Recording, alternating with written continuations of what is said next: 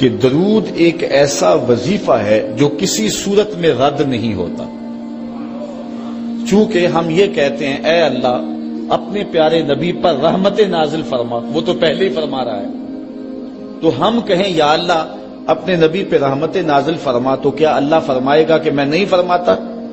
اس لیے یہ ہو ہی نہیں سکتا. علماء کہتے ہیں کہ جو درود ہے وہ بہر صورت قبول ہوتا ہے. اس لیے حضرت عمر رضی اللہ تعالیٰ عنہ فرماتے ہیں کہ دعا کو درود کے ساتھ جوڑ لو، درود تو قبول ہونا ہی ہونا ہے، تمہاری دعا بھی قبول ہو جائے گی. چونکہ اللہ تعالیٰ جل شانہ کی یہ شان نہیں ہے کہ بعض کو قبول کر لے اور بعض کو ترک کر دے. ہماری فقہ کا بھی مسئلہ ہے، اگر آپ نے کسی سے سودا لیا ہے، اس میں کوئی ردی چیز آ گئی اور کچھ صحیح آ گئی، اب یہ نہیں آپ کر سکتے کہ جو صحیح ہے وہ رکھ لیں اور ردی واپس کر دیں. یا تو وہ صحیح کے ساتھ ردی بھی قبول کرنا پڑے گی، اور یا پھر جو ہے وہ صحیح بھی واپس کرنا پڑے گی. یہ نہیں ہوگا کہ مرضی کی رکھ لی اور مرضی کی واپس کر لی، یا سارا سودا قبول کرنا پڑے گا یا سارا سودا واپس کرنا پڑے گا. تو اللہ تعالیٰ جل شانہ کے حضور جب درود کے ساتھ دعا مانگی جائے تو پھر اللہ تعالیٰ جل شانہ اس دعا کو چھانٹ کے الگ نہیں کرتا کہ میں نے یہ نہیں قبول کرنی. درود کے ساتھ جو مانگی ہوئی دعا ہے اللہ وہ بھی مستجاب فرما لیتا ہے، وہ بھی قبول فرما لیتا ہے. درود پاک وہ بابرکت عمل ہے کہ جو اہل ایمان کو تعلیم دیا گیا. علماء نے لکھا کہ زندگی میں ایک مرتبہ درود شریف پڑھنا فرض ہے، اور جب حضور علیہ السلام کا نام لیا جائے اس وقت درود پڑھنا واجب ہے. اس کے علاوہ بھی وجوب کے اور بہت سارے مقامات علماء نے بیان کیے، اور نمایاں 40 مقامات علماء نے بیان کیے جہاں درود شریف پڑھنا مستحب ہے. لیکن بعض مقامات پہ درود شریف پڑھنا مکروہ بھی ہے، جس کا باتھ روم اور اس قبیل کے اور مقامات اور جگہ اور جو ہے وہ احوال ایسے ہیں جہاں درود شریف نہیں پڑھا جائے گا.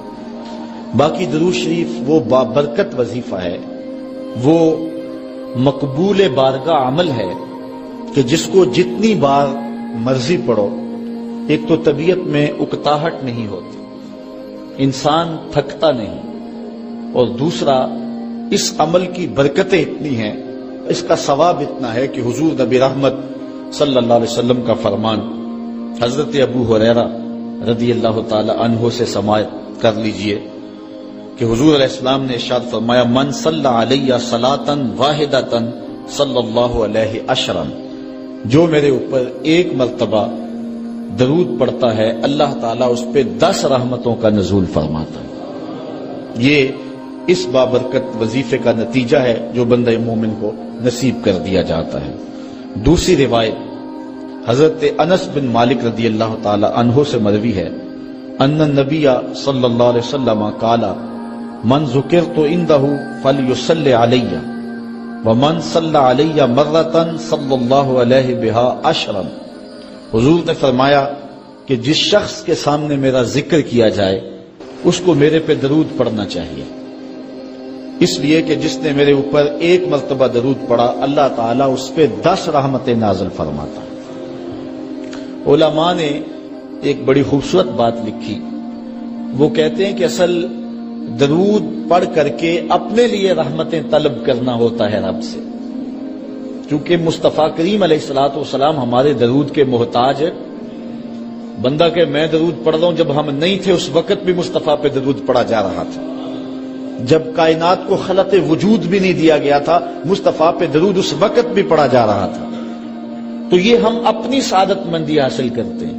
اس کی مثال یہ ہے کہ جو مانگنے والے ہیں وہ 2 طرح کے ہوتے ہیں.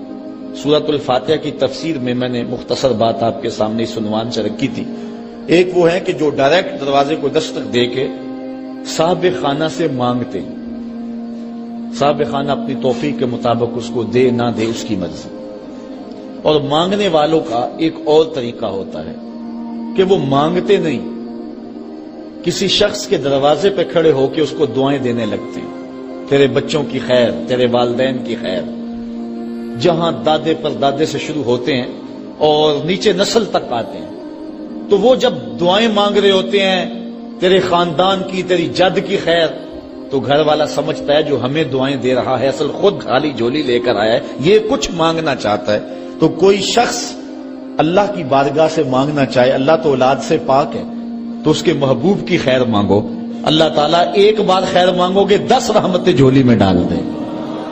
تو یہ مانگنے کا ایک مہذب طریقہ ہے جو اہل ایمان مانگتے ہیں۔ اس لیے اگر سارے وظیفے چھوڑ کے صرف درود پڑھا جائے تو یہ کیسا عمل ہے؟ حضرت ابی بن کعب رضی اللہ تعالیٰ عنہ سے مروی روایت ابھی آ رہی ہے، آپ دیکھیں گے کہ یہ کتنا بابرکت وظیفہ ہے جس کی تعلیم حضور ارشاد فرما رہے ہیں۔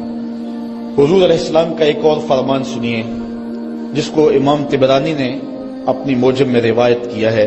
حضور نے ارشاد فرمایا من صلی علیہ صلاۃ واحدۃ صلی اللہ علیہ عشرا، جو میرے اوپر ایک مرتبہ درود پڑھتا ہے رب تعالیٰ اس پر 10 رحمتیں نازل کرتا ہے۔ ومن صلی علیہ عشرا صلی اللہ علیہ مئۃ، اور جو میرے اوپر 10 مرتبہ درود پڑھتا ہے اللہ تعالیٰ اس پہ 100 رحمتیں نازل فرماتا ہے۔ ومن صلی علیہ مئۃ کتب اللہ بین عینیہ براۃ من النفاق وبراۃ من النار، اور جو شخص میرے اوپر 100 مرتبہ درود پڑھتا ہے اس کی 2 آنکھوں کے درمیان لکھ دیا جاتا ہے یہ بندہ منافق بھی نہیں ہے دوزخی بھی نہیں ہے، یہ نہ منافق ہے اور نہ دوزخی ہے، نفاق سے اور دوزخ سے بری لکھ دیا جاتا ہے۔ وَأَسْكَنَهُ اللَّهُ يَوْمَ الْقِيَامَةِ مَعَ الشُّهَدَاءِ، اور اللہ تعالیٰ جل شانہ قیامت کے دن جس مرتبے پر شہداء کو ٹھہرائے گا اسی مقام پہ درود پڑھنے والوں کو ٹھہرائے گا۔ یہ ثواب ہے اس شخص کے لیے کہ جو حضور پر کثرت کے ساتھ درود پڑھتا ہے۔ حضرت